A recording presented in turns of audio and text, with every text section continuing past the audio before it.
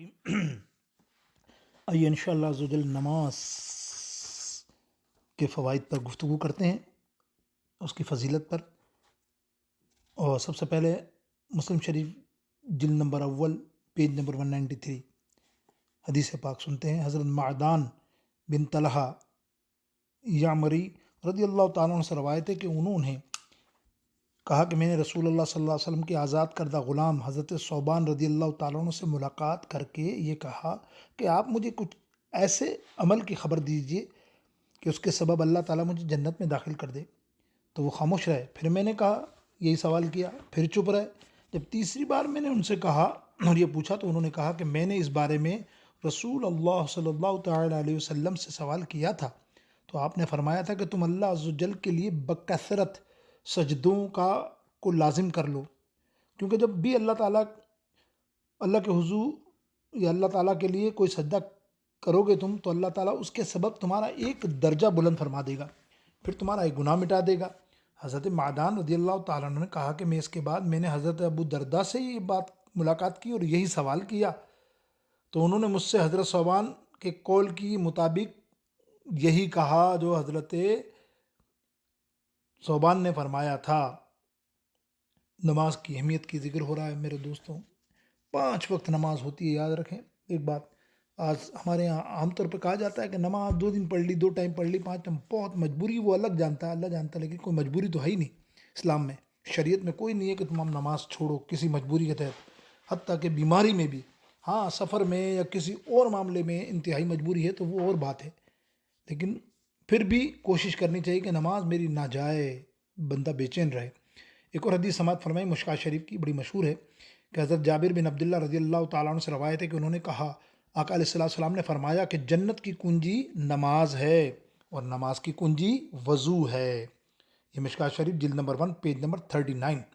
ایک اور حدیث پاک ابو ہریرہ رضی اللہ تعالیٰ عنہ راوی ہیں، بخاری شریف پڑھ رہا ہوں، یہ حدیث جلد نمبر 1 سے پیج نمبر 191۔ حضرت ابو ہریرہ رضی اللہ تعالیٰ عنہ نے حضور علیہ السلام سے روایت کیا کہ آپ نے ارشاد فرمایا جو صبح یا شام کو مسجد میں جائے تو اللہ تعالیٰ اس کے لیے جنت میں مہمان نوازی کا سامان تیار فرما دیتا ہے جب بھی وہ صبح یا شام کو مسجد میں جائے۔ سبحان اللہ، دیکھا آپ نے مسجد میں جانے والوں کی برکتیں اور 5 وقت نماز ادا کرنے والوں کی کیا شان ہے۔ ایک اور حدیث پاک مشکوٰۃ شریف جلد نمبر 1 پیج نمبر 2، حضرت ابو موسیٰ رضی اللہ تعالیٰ عنہ سے روایت ہے، انہوں نے کہا کہ رسول اللہ صلی اللہ تعالیٰ علیہ وسلم نے فرمایا جو ٹھنڈی نمازوں میں یعنی جاڑوں اور فجر میں عشاء، جاڑوں کی سردیوں کی نمازوں کو پڑھے گا وہ جنت میں ہی داخل ہوگا، وہ جنت ہی جائے گا۔ میرے دوستوں بزرگوں، حضرت ابو مسعود رضی اللہ تعالیٰ عنہ کنز العمال شریف جلد نمبر 7 پیج نمبر 223، رسول اللہ صلی اللہ علیہ وسلم نے فرمایا کیا تم لوگ جانتے ہو کہ تمہارا رب تعالیٰ کیا فرماتا ہے؟ اللہ تعالیٰ یہ فرماتا ہے میری عزت، میری بزرگی کی قسم، جو بندہ نماز کو اس کے وقت کے اندر پڑھے گا میں اس کو جنت میں داخل کروں گا، اور جو نماز کو اس کے وقت کے غیر پڑھے گا، غیر وقت میں پڑھے گا، اگر میں چاہوں گا تو اس پر رحم کروں گا اور اگر چاہوں گا تو اس کو عذاب دوں گا۔ حضرت ام المومنین حضرت عائشہ رضی اللہ تعالیٰ عنہ بھی یہی حدیث اگلی کنز العمال شریف میں ہے کہ ام المومنین فرماتی ہیں حضرت عائشہ رضی اللہ تعالیٰ عنہ کہ آقا علیہ السلام نے فرمایا اللہ تعالیٰ ارشاد فرماتا ہے میرے بندے کے لیے مجھ پر عہد ہے کہ اگر وہ نماز کو اس کے وقت کے اندر پڑھے گا تو میں اس کو عذاب نہیں دوں گا اور اس کو بلا حساب جنت میں داخل کر دوں گا۔ ایک آخری حدیث پڑھ کے ہم جانتے ہیں کہ نماز کیا چیز ہے۔ حضرت عبداللہ بن عمر بن العاص رضی اللہ تعالیٰ عنہ آقا علیہ السلام سے روایت کرتے ہیں کہ آقا علیہ السلام نے ایک دن نماز کا ذکر فرماتے ہوئے ارشاد فرمایا جو نماز کی محافظت کرے گا یہ نماز اس کے لیے قیامت کے دن نور اور دلیل اور نجات بن جائے گی، اور جو اس پر محافظت نہیں کرے گا، اس کی حفاظت نہیں کرے گا تو ان کے لیے نہ وہ نور ہوگا، نہ دلیل ہوگی، نہ نجات ہوگی۔ بے نمازیوں کے لیے فرمایا سرکار نے کہ قیامت کے دن قارون، فرعون و ابی بن خلف، یہ خطرناک قسم کے آقا علیہ السلام کے دشمن میں یعنی اسلام کے دشمن ہیں، ان کے ساتھ اس کا ساتھ ہوگا بے نمازی کا۔ مشکوٰۃ شریف جلد نمبر 1 پیج نمبر 59۔ دیکھا آپ نے میرے دوستوں، نماز پر اللہ تعالیٰ نے جنت دینے کا وعدہ کیا۔ نماز جنت میں داخل ہونے کا بہت ہی اعلیٰ ذریعہ ہے، بہترین سبب ہے۔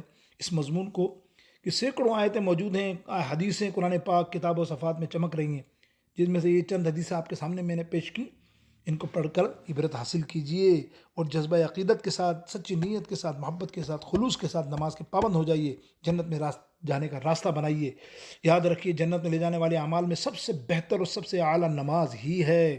قرآن و حدیث کی روشنی میں جتنی تاکیدیں نماز کے لیے آئیں، دوسرے کسی عمل کے لیے نہیں آئیں۔ چنانچہ قرآن پاک کا بھی حکم ہے یہی، وَأَقِيمُوا الصَّلَاةَ، یعنی نماز قائم کرو۔ کہیں یہ فرمایا الَّذِينَ هُمْ عَلَىٰ صَلَاتِهِمْ دَائِمُونَ، یعنی نماز پر مداوت مت کرو، انکار نہیں کرو۔ کہیں یہ ارشاد ہوا ان الصلاۃ کانت علی المؤمنین کتابا موقوتا، یعنی نماز کو اس کے وقت میں ادا کرو۔ کہیں یہ حکم آیا ورکعوا مع الراکعین۔ 700 جگہ پر قرآن پاک میں نماز کا ذکر ہے، یہ نماز جماعت کے ساتھ پڑھو۔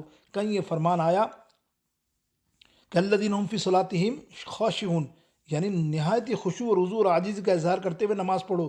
خلاصہ یہ کہ طرح طرح کے مختلف الفاظات، کلمات قرآن پاک میں نماز کے لیے ارشاد ہوئے۔ یہ اقیم الصلاۃ کا مطلب کیا سنیے، بار بار قرآن پاک میں آتا ہے اقیم الصلاۃ، اقیم الصلاۃ۔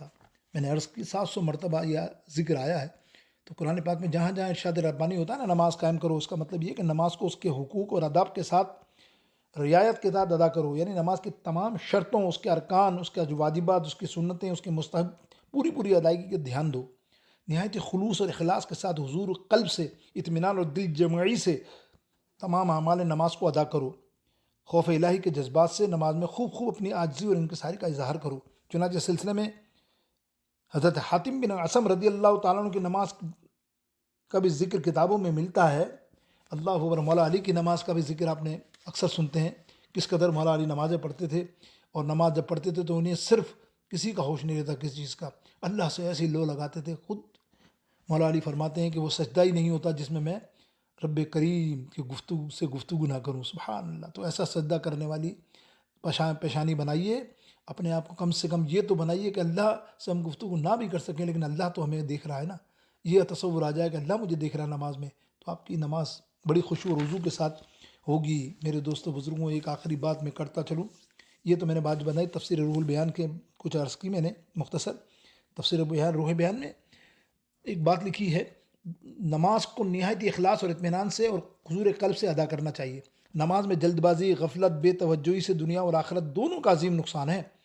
چنانچہ حضرت امام ابو حنیفہ رضی اللہ تعالیٰ عنہ 2 شعبان کو آپ کا وصال ہے، عرس مبارک منایا جاتا ہے کہ دادا استاد حضرت ابراہیم نخعی رضی اللہ رحمۃ اللہ تعالیٰ علیہ کہ جس شخص کو تم دیکھو رکوع اور سجود میں تخفیف کرتا ہے، کم کرتا ہے، تیز کرتا ہے، جلدی پڑھتا ہے، تو اس کے اہل عیال پر رحم کرو کیونکہ ان کی روزی تنگ ہو جانے اور فاقہ کشی کا خطرہ ہے۔